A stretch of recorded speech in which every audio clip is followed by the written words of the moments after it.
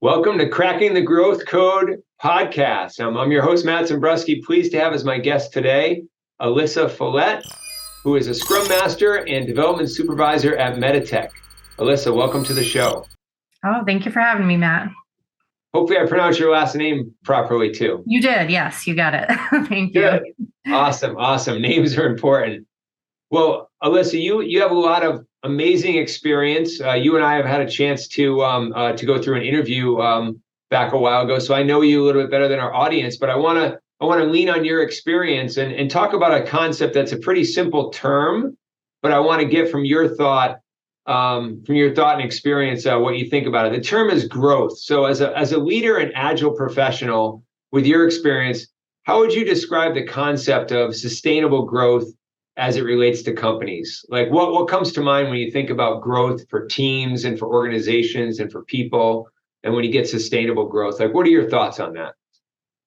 Yeah, so I think there's a few things that come to mind. The first one is really just growing. And this can, be at the organizational level all the way down to the individual level. For a company growing, maybe in terms of revenue or, putting yourself out there in the market, but without compromising your values, like your core values. So I think really being able to move forward without compromising that, and that can kind of trickle all the way down to the teams, where of course we really focus on continuous improvement and process improvement. And, the goal of the team is to grow, right? You want to be implementing changes to make the team grow in terms of productivity, quality. We want to be putting out better quality products, putting more out there quicker and growing as a team. But you don't want to compromise your fundamental,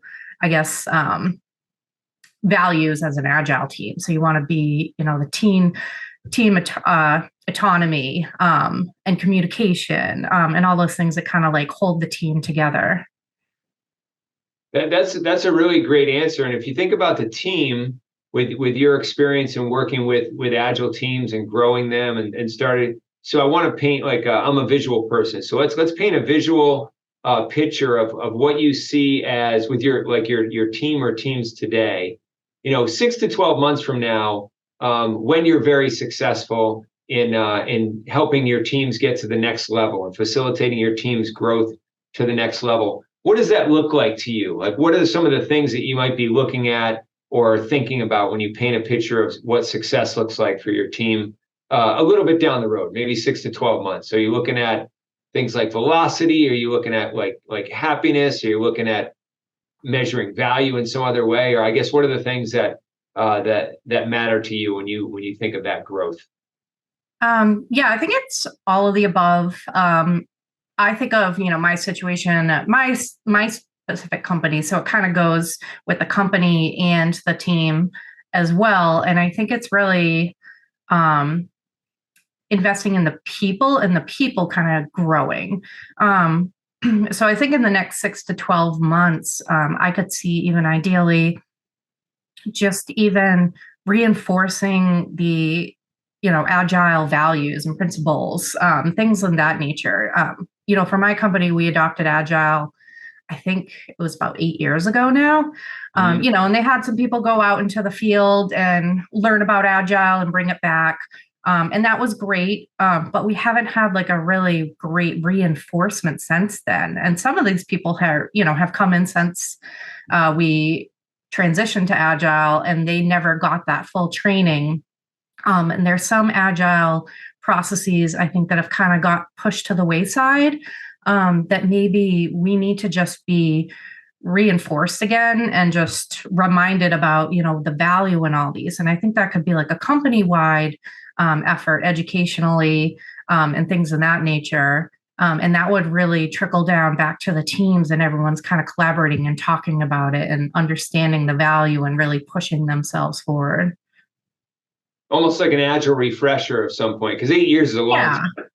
And I think that needs to be continuous too. It's not like every 10 years we'll do an agile refresher. It needs to be continuous, I think, education and reinforcement of it, because the Scrum Masters, we're supposed to educate the teams But I think getting everyone on the same level and having the same understanding, and reinforcing that over and over again, I think would make a huge difference. I see that with other companies too. So it makes a lot of sense that you would be noticing that the longer the agile transformation has been going on, it seems to be a lot of new people come and go. So it tends to drift from the initial vision of where it started, right? And the drift could be good or bad depending on what's going on, right? Yeah, and if the people, are not invested in it, then we're not going to be able to grow and make the changes. You need all the people on the teams and the people working at the company really invested in this. That makes a lot of sense. You mentioned something at the beginning of that as well about the growing of the people, which I'm very passionate about also. Yeah. How do you, as a Scrum Master and leader there at your company, understand where somebody is at, what they're looking to do for growth, like what matters to them as an individual? Because you're talking about growing a team, which is a group of people, but also you mentioned like growing the individuals, like 6 to 12 months from now, that probably looks a little different for each of the individuals on your team. How do you understand where somebody is at? Because you're not their manager, but you care about their growth future and where they want to go. How do you think about that, and how do you help nurture their growth over time? Yeah, that's a good question. I am, in management as well. I am a supervisor, so I do have individuals that, we set goals. Okay. And we have them, reinforcing the goals and talking about those regularly and making sure we're taking steps to push those goals forward. But I think, bringing that back to the team. So if there's some initiative or something that someone wants to work on, some innovative possibly idea or project, making sure that the team carves out time for innovation. I've heard of people doing like innovation sprints even. And I think, that can really help people instead of just kind of having their head down, focused on their project. Being able to grow as people, you have to do things outside of your everyday workload, and you need people to support that and carve out the time for that. I like that a lot because you're understanding. And when I said that you weren't the manager, I was thinking about your Scrum Master role. I know you're also a supervisor. I don't know if you supervise everybody on the team or if it's just some of the people, but just one of the members. Yeah. And that's just coincidence. You're not typically the supervisor of your Scrum team, but. Right. But I like how you brought that back to understanding what the individual wants to do. Like if they want to work on a particular project or a little innovation project or something like that. And then you go to the individual, you have a conversation, but then you bring it back to the team and say, hey, here's an idea that was voiced by someone on the team. And, what do you think about doing this? Maybe we have a little innovation sprint, or we work on this experiment, right? We experiment with something for a little bit of time. I know some other people, from my experience and talking with other people, they talk a lot about hackathons.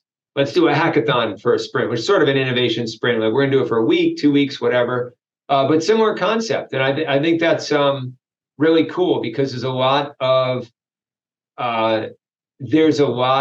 innovation that tends to come out of those conversations and those innovation sprints or hackathons and things like that oftentimes are overlooked. If you're just like nose to the grindstone, just do this sprint goal, this sprint goal, this sprint goal, right? You're not really thinking about innovation, maybe, depending on how you're setting it up. So that's I like the way you describe that.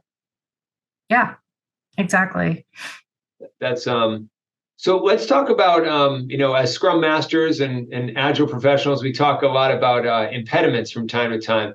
So as whether it's as a team or your individuals that you're on your team, or whether it's as an organization across your teams, what do you see as some of the biggest challenges to growth for your firm, or maybe for industry trends out there right now? What are some challenges that are sort of slowing down your ability to grow quickly right now? Yeah, I think there's always different things out there. I think one of the biggest challenges at my organization is they promote from within, which I think is great, but it kind of keeps your organization in a little bubble where people are bouncing ideas off of each other, but not going out there in the field.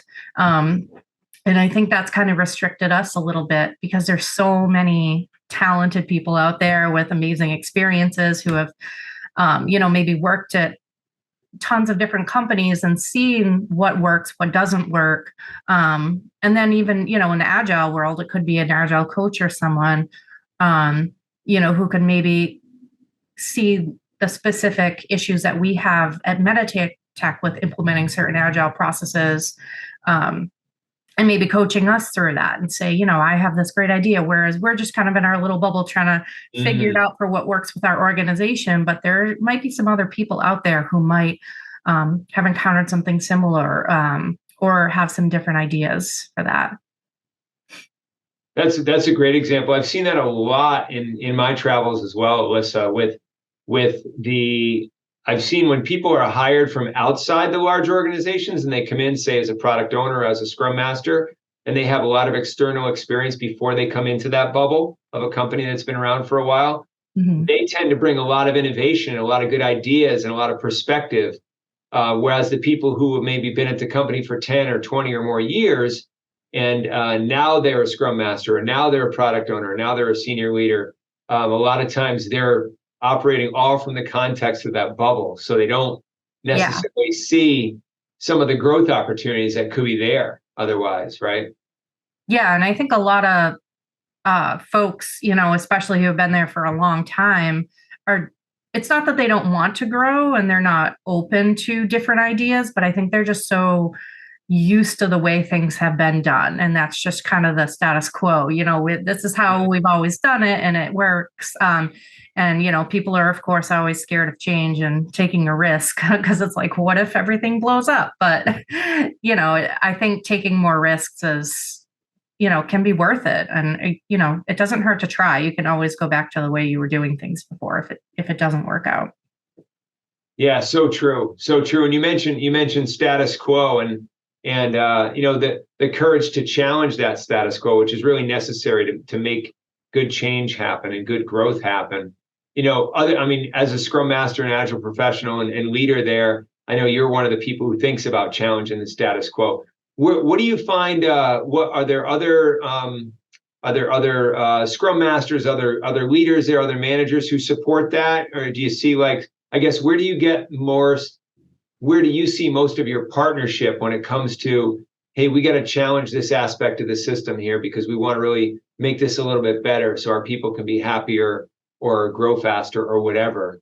Where do you tend to get your most support from within the current organization? Is that just part of the culture where they're open to challenging the status quo, or is it more of you partner with other Scrum Masters, other senior leaders, other people? I guess where do you get support for that? Yeah, for me as a Scrum Master, I get a lot of my support from, we kind of have an Agile community at MEDITECH. So there's, a lot of Scrum Masters, maybe product owners, or just people who are passionate about Agile and Scrum and really want to see it be successful. And we have, some people who are even Agile coaches at the company. So we have quite a few of us, and we have kind of what we call a workplace community. So we meet even monthly and just kind of brainstorm ideas, talk about changes we'd like to see. And, there are the Agile coaches who will go maybe back to the leadership and kind of bring up the ideas that we've all kind of together as a community supported and said, we should move forward with this. So that's really kind of my go-to people. There's even a Google group where you can throw a quick question out there. I'm struggling with this with my team. And, people give you all different ideas of how to possibly get through that. That's fantastic. That's a great way to collaborate. I found that the more effective companies are at collaborating with other Agile professionals amongst them, the faster they're able to sort of grow, right? The more you feel supported and the more you can really, feel like it's like you have more freedom in your ability to make positive changes happen because you have other people in the organization who are doing it. Yeah. I'm curious, do you call that like a guild or a community of practice, or what's that group called? Or just your Agile community? Yeah, we have workplace communities. There's different ones that are for diversity and inclusion. But then there's some different kind of fun groups out there, like the board game group. And then this one's just considered it's called the Agile discussion group. So it's just a community of people who get together monthly and chat, and, and then, you can go to as well. So yeah. That's awesome. That's awesome. You mentioned board games and things like that are fun. I'm curious, what are some of your ideas and thoughts around how important fun is with a team, with a team's ability to, for the individuals just to be happier, enjoy their job more? And how do you incorporate that into what you do? As a Scrum Master and as a leader there, how do you bring elements of fun in, or more, less work, thinking into the vibe? Yeah. I mean, obviously, we got to focus on the work and, being the professionals that we are. But I think, at the beginning of every, daily Scrum call, or, whatever meeting we have, just letting some natural conversation talk. And sometimes we have a good laugh about, maybe something that happened over the weekend. So I think building kind of that relationship with people, and it can kind of make it a little more personable and fun. But then we also, whenever we do our sprint planning, we come up with a name for the sprint. And that's always, I think, gets people excited about some fun, funky name, because you really can go kind of wild with the sprint names. So I think that's kind of another way that we incorporate a little bit of fun every couple of weeks. That's really cool. I've seen Scrum teams naming releases, but I haven't seen them naming sprints in a creative, fun way before. So I love that idea. Yeah. Yep. We always name our sprints. We actually go alphabetically, because the way that our system works, it displays them alphabetically. So we started with A, and I think we're on O or P now. So. And then you just repeat every 26 letters. You go right back to it again. For this team, we haven't gotten a Z yet, but I guess we'll see what the team decides, if we want to go back to A or do something else. So you're on 2-week sprints? Yes. Yep. It takes you about a year to get through the whole alphabet. Then that's yeah. That takes a while. Cool. Well, I want to ask you, shift gears a little bit, but when you think about, we talk about people and about execution and so forth, the two things that I think about all the time when it relates to companies growing and teams growing are the concept of faster teams, which is like executing and delivering value faster to your customers and stakeholders, faster teams, and then happier people. Like, how can we help get the people on the team happier to really jump out of bed in the morning? Like, oh, I can't wait to go have some fun with my team today, do my work, that type of thing. So of those two elements, and again, there's no one right answer, but for where you're at with your situation today, over the next 6 to 12 months, do you think the opportunities for growth are more in the faster teams, like on the execution side, or more on the happier people, like on the culture side? I think it's definitely the latter, more on the culture and the people side. I mean, I think that's really the root of everything. If people, their morale is down, and, they're just not invested, and they're not excited, to work on what they're working on, and excited for the company's vision and goals, you really can't grow or get anywhere. So I think that's the most important piece. Yeah, that's cool. That's cool. That's a really, I'm curious, do you have, and as a manager and leader there, you're probably aware of this, but do you have, are there many team-oriented performance incentives for the individuals, or is it more individual-based? Like when it comes to people's reviews and their performance, is it all individual goals, or do you have some team goals worked into the equation? That's actually a good question. And it kind of sparks an idea in my head, because we haven't actually had goals for the team. We really just have, as a manager, we have individual goals and what they want to work on. And we, kind of revamp that and come up with new goals yearly. But yeah, that would be interesting to talk about goals for the teams as well. What are their goals? What do they want to achieve? Cool. That's great. I've seen some companies do it well. It's still an innovation from an HR perspective. I both my parents were HR their whole career, so I have a lot of respect for the field. With that said, I think the field is behind the times, as far as HR tends to be one of the last parts of the organization to really modernize and really come up into like new technology and new operations and so forth.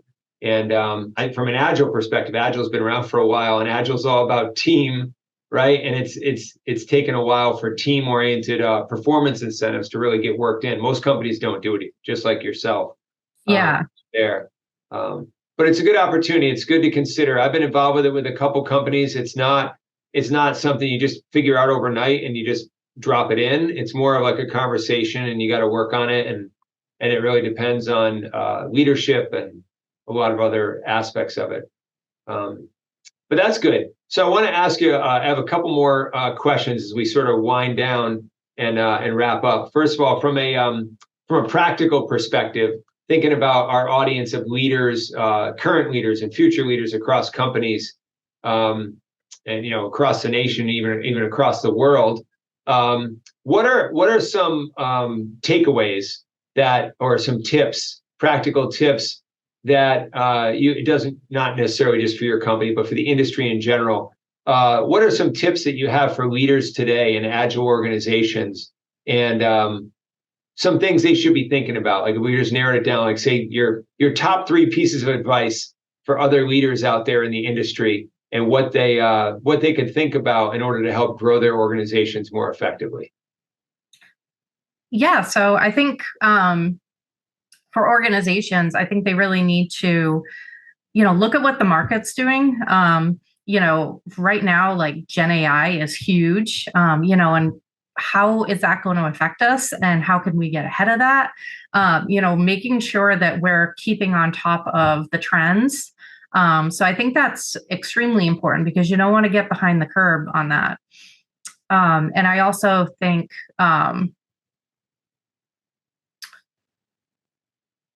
just investing in your people as well, like we've talked about this whole time, really just letting them know how important they are and how important their role is, in the company, and getting them invested and being transparent. I think transparency, it's an Agile important value, but it's something, that really is important overall. What is the company's focus? What are we working towards? Why we're doing this, giving people the why of what we're doing. And then also, as we discussed again before, get some outside feedback. I think, collaborate with other people who are out there in the field, not just within your own company, even if it's just a conversation, just bouncing ideas off of each other, networking on LinkedIn and just finding some other people out there and looking at some interesting posts that go on.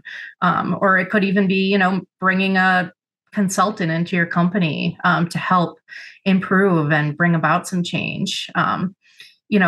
It can go to any variety of level there. But yeah, I think those are some of the 3 most important things, I think, that I would give as a piece of advice. Those are great tips. Look at the trends like AI and some things that are really moving and shaking out there. Look at the people and the transparency, and and then getting some outside perspective. That's really those are real important. I've seen those as being very helpful. So thank you for those tips. I have a fast 5 silly questions for you, or silly choices, I guess. Okay. For you, that I purposely didn't give you in advance. So these are sort of on the spot. There's no one right answer. It's almost like, do you like blue or red? But it relates to Agile, so it's okay. It may require a couple more neurons than the color choices. But so what do you think is more important? And there's only 5 of these. But what do you think? And there's no one right answer. What do you think is more important right now? And it could be for your company or it could be for the industry, doesn't matter. What do you think is more important, attracting new talent or retaining existing talent? Retaining existing talent, definitely. Awesome. All right, hybrid work or remote work? Ooh, that's a tough one. I'm going to go with hybrid work. Okay. Grow now or grow later? Oh, grow now. Why wait? All right. I like it. More focus or more fun? I'm going to say more focus. You got to have a little bit of fun, but more focus. Cool. Clarify vision or optimize execution? I think clarifying the vision is more important. Fantastic. Wow, you made that look easy. Yeah. That's Just go with the instincts. That's fantastic. Well, thank you so much, Alyssa, for your time, for your energy, all your thoughts and advice here. I really appreciate you being a guest and sharing your thoughts with the world. So thank you. Yeah, thanks for having me, Matt.